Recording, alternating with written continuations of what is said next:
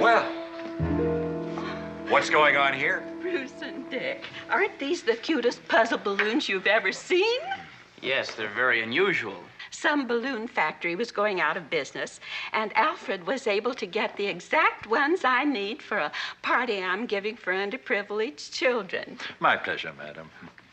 They really are quite a novelty, aren't they? Verily, Aunt Harriet, quite a novelty. Well, all's well that... That ends well, sir? Well... Omaha. No, not just a phrase shouted by a Super Bowl winning quarterback to change a play, or a town just west of Iowa, but a place where for over 60 years college baseball players have played on their own field of dreams. Sure, Omaha is the final destination for college baseball, but for NASCAR, it is where the road to Daytona begins. Still struggling to find the connection? Well, here it is.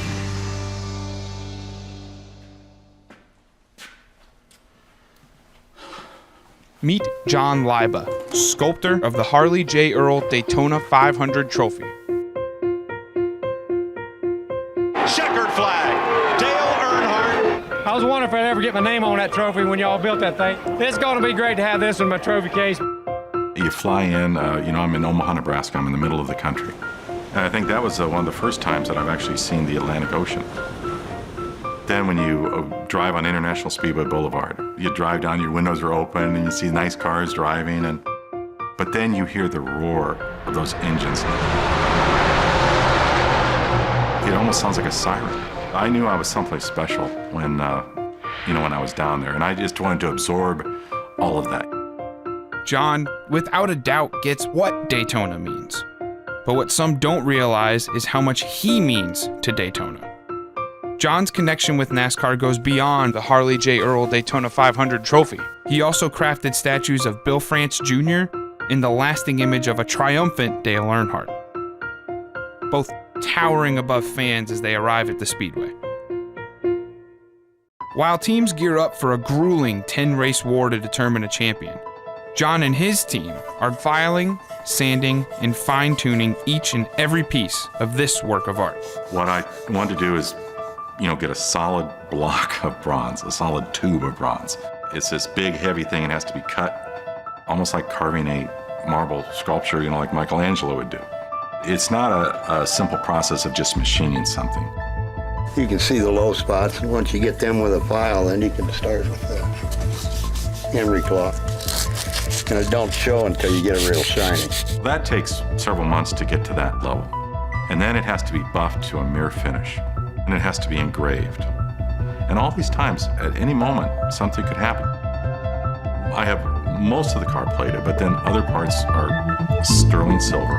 The plates in front are sterling silver. Every single detail makes it come together as a whole. And if you leave out anything, it just doesn't look as nice.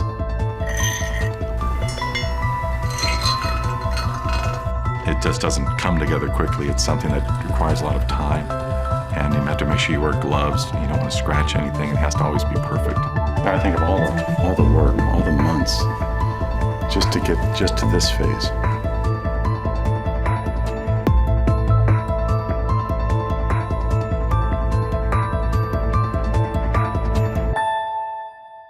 You see those cars, and they're handmade.